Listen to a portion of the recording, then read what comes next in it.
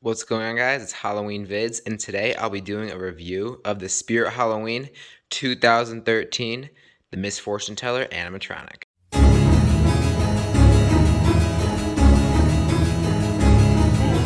be the first on your block to say, Akimo, club me over the head.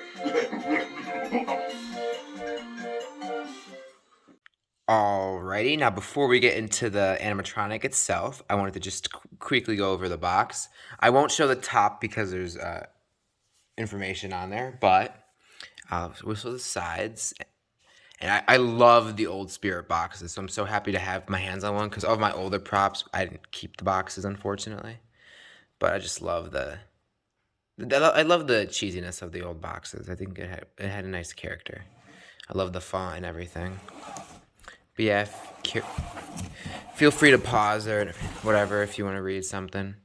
But yeah, there's a side, and then there's that, and then this side.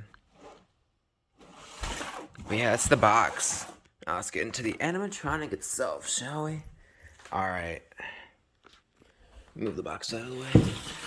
Sorry. Alrighty.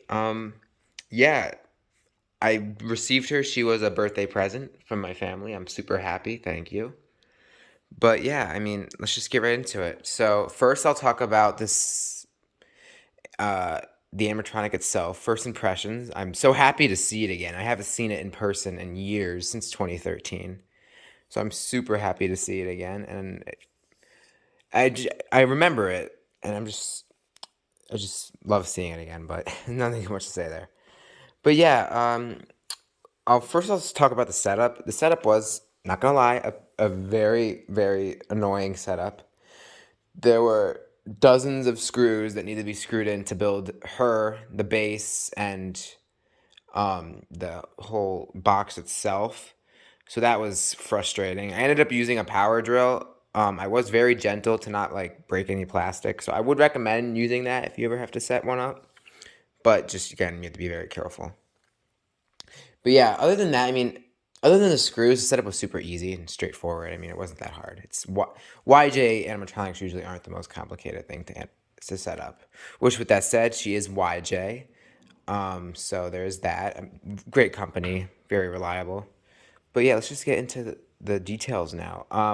The box that she's in, very, very well detailed. I love the detail of the box, and there's just so much going on. I really, really do like it. See if I can show the back. Yeah, looks really nice. Really, really happy with how the box looks. I know it's weird to say, but it has phrases here, and it says Madame Morbida, which is what other people like to call her, because that's what it says on her box. But yeah, really, really nice detailing with the box. And it is made out of fabric, obviously, as you can probably tell just by looking at it. But it is a thicker fabric than I was expecting, so I am happy with that.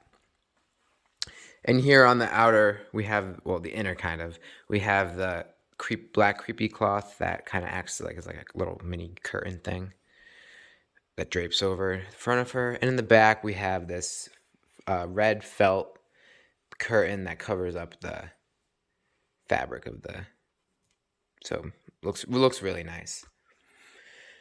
But now onto her. This right here, this is wooden. She's on a little wooden platform.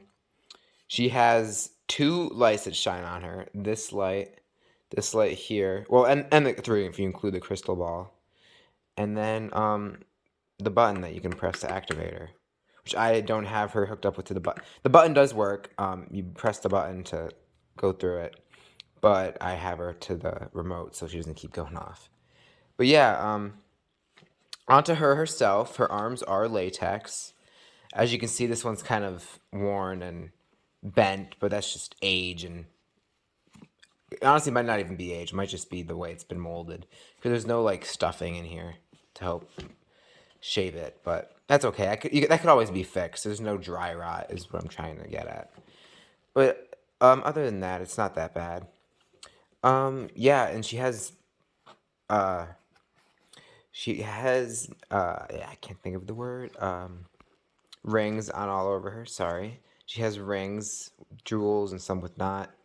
And I don't know if they all come, but mine came with extra rings. I don't know if that was just mine from eBay or what, but there's that. Her white clothing, really nice. Great detailing. I love the added detail here.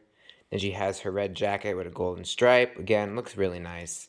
Her detailing's phenomenal. Like, really great detailing. I don't know if I've even mentioned it with the hands, but the detailing on the hands is phenomenal. Really, really well done. And same goes for the head. The head detailing is phenomenal. It looks really good.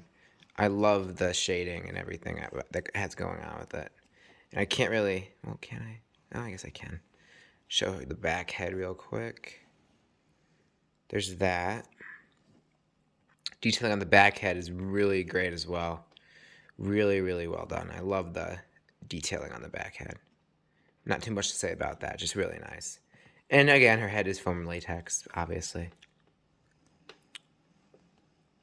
Now, before I get into the animation, we'll talk about just any cons with her. The only con I can think off the top of my head is the jaw movement. It is that jaw movement. Rather than speaking normally of her jaw going down, it goes up, and that does tend to snap, and it will most certainly probably snap in the future.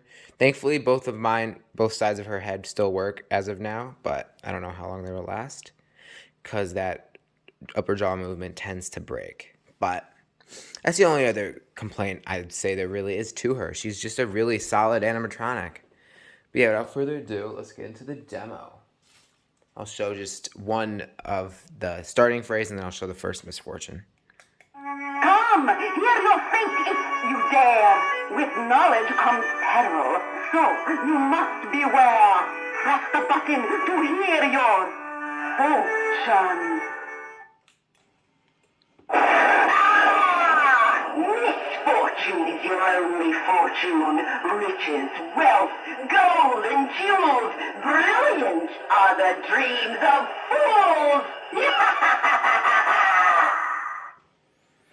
But yeah, really solid. I love the whole concept of her. That really, I just love it. But that does bring me into another con of the animation. She's programmed kind of weird. So when you first start, she'll say that greeting phrase like, "Oh, press the button to hear your fortune," and then you'll press the button, and then it'll play that first misfortune. But if you don't press it immediately after, it will go back to the start, and you won't be able to hear the other misfortunes because there's 3 in total. And if you watch my full demo video, which I should have posted by now, you'll see all 3 of them. But yeah, that's the only con with the animation, although that's not the end of the world. Like, it's not that big of a deal. But yeah, I mean, I love just, the animation's really great. I mean, very unique concept, something we haven't seen before, back in 2013. The head turning, two-faced, which is really solid. And the lighting, when it's dark, the lighting will really help with the illusion of like her head turning because you won't be able to see it like moving. You'll just see it change. Like it will be dark and then I don't know if you really get what I'm saying at, but I just think her animation is really cool. She retailed for $240, I think, which I think is for back then that was a pretty expensive price, but now I can definitely see that being her price and it being fair. But for back then, I say that would have been probably a little steep. Maybe around 200 would have been a better. I don't know. It's hard. It's hard to really say. But what I will say, the price isn't terrible. It wasn't a terrible price. I doubt you'll be able to get her for that price now since she is discontinued. But there is that. I'd probably give her a solid 9 out of 10.